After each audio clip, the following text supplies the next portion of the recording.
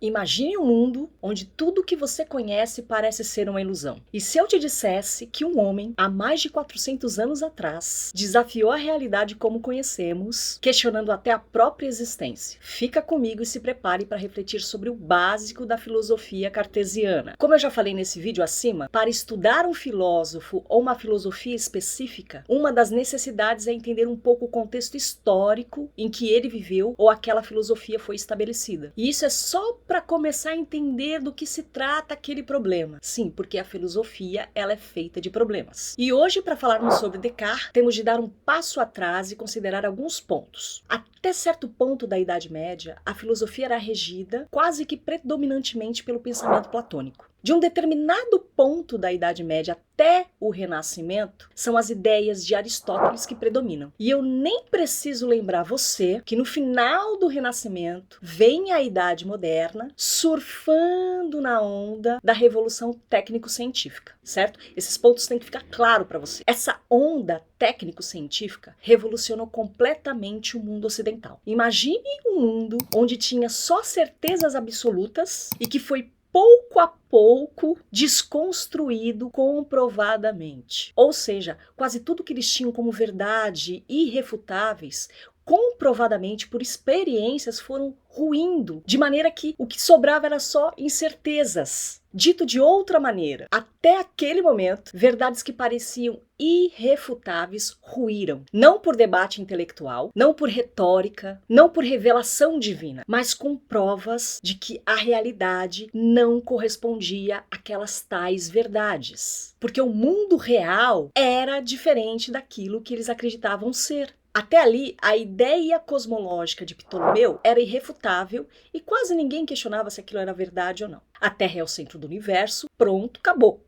O Sol gira em torno da Terra, todos os outros planetas giram em torno da Terra e acabou. Quando uma outra onda científica, na figura de Copérnico, comprova que o modelo heliocêntrico, ou seja, o Sol está no centro do sistema e a Terra gira em torno dele, a Terra não é o elemento principal do universo. E quando ele prova que isso é real, é verdadeiro, ele destrói toda uma crença milenar. E para aquela época, eu te garanto, isso não foi pouca coisa. E essa não foi a única crença a ser derrubada naqueles tempos. As grandes navegações também proporcionaram a queda da grande certeza que os europeus tinham de que não havia nada do outro lado do oceano. Para e pensa o quanto que isso nos chocou os europeus que acreditavam que eles eram os exclusivos, os filhos de Deus, e que nada havia além mar. Há outros lugares, nós não estamos sozinhos. Deus criou outros lugares, outras pessoas, nós não somos exclusivos. Imagina o que isso desencadeou na cabeça dessas pessoas. Por fim, e não menos importante, a certeza de uma única palavra de Deus foi derrotada pelo protestantismo de Lutero, que demonstrou ser possível, ao menos os alfabetizados, qualquer pessoa ler a palavra de Deus sem precisar de um intermediário. Sem contar que poderiam ter revelações divinas sem o auxílio da igreja. É depois deste panorama que surge Descartes. E diante de tantas incertezas que aquela época proporcionava, ele se propôs a investigar as primeiras causas através de princípios filosóficos. Mas o que isso quer dizer? Ele entendeu que tinha que chegar nos princípios de tudo para dali construir o conhecimento. E ele definiu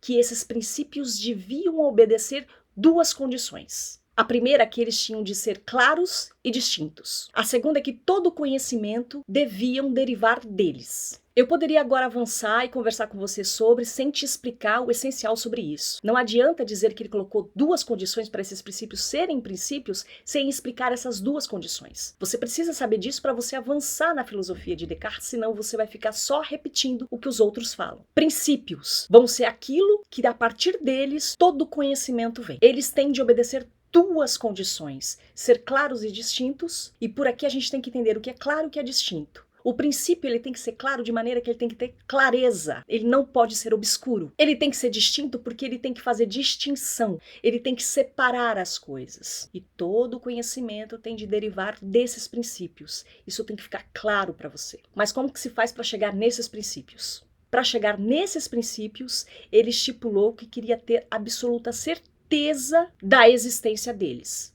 Ele não queria descobrir princípios que só aparentemente pareciam ser verdades, assim como o modelo de Ptolomeu. O objetivo era conhecer princípios que realmente fossem verdadeiros, para que a sua teoria não fosse rechaçada como foi a teoria de Ptolomeu. Ele não queria passar vergonha. Estava errado?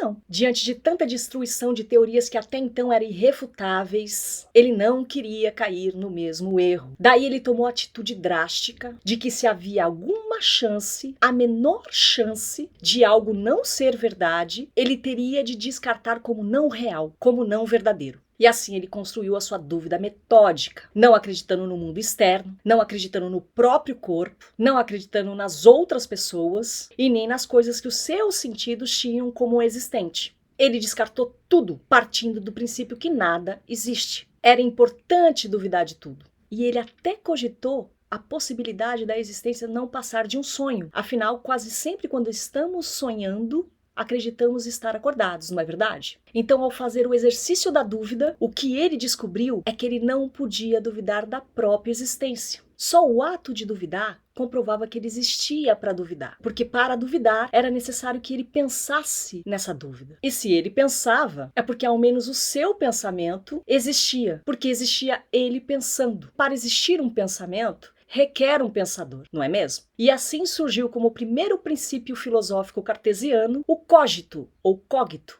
a famosa frase cogito ergo sum, penso, logo existo. O segundo princípio estipulado é a existência de Deus. Mas, tia Su, Deus existe depois das pessoas? Sim, o conhecimento de si precede o conhecimento de Deus. Mas para você que acredita em Deus, acalme-se. Ele resolveu este problema. Há uma diferença entre a ordem da existência e a ordem do conhecimento. Na ordem do conhecimento, você existe antes de Deus. Na ordem da existência, Deus existe antes de você. No que diz respeito ao conhecimento, você existe antes de Deus. Em relação à existência, Deus existe antes de tudo. E por fim, tem o terceiro princípio, a existência dos corpos em sua extensão e movimento. E daí parte toda a filosofia cartesiana. Presta atenção que primeiro ele estabeleceu toda a dúvida. Entenda também que tem que ficar claro para você. Ele estipula esses princípios e diz que tudo que você vai conhecer depois vai derivar de um Deus que existe, do seu próprio cogito e dos corpos que existem no mundo em extensão e movimento. Todo conhecimento parte desses três princípios, segundo Descartes. Nesse método cartesiano, podemos levar a lição de que o ato de filosofar está na capacidade de questionar as certezas e de reconstruir o conhecimento. Se você quer explorar um pouquinho mais sobre Descartes e a sua filosofia, eu deixei aqui na descrição do vídeo alguns links de livros para você entender um pouquinho mais sobre esse cara tão interessante da Idade Moderna. Agora me conta aqui nos comentários o que mais te intrigou. Eu quero saber a sua opinião. E eu gostaria de agradecer a todos vocês que estão aqui, principalmente porque eu não compartilho com ninguém este canal. Todo mundo que veio e ficou, eu não conheço pessoalmente. Mas fica aqui meu beijo grande de agradecimento por você vir aqui. Até mais e nos vemos na próxima.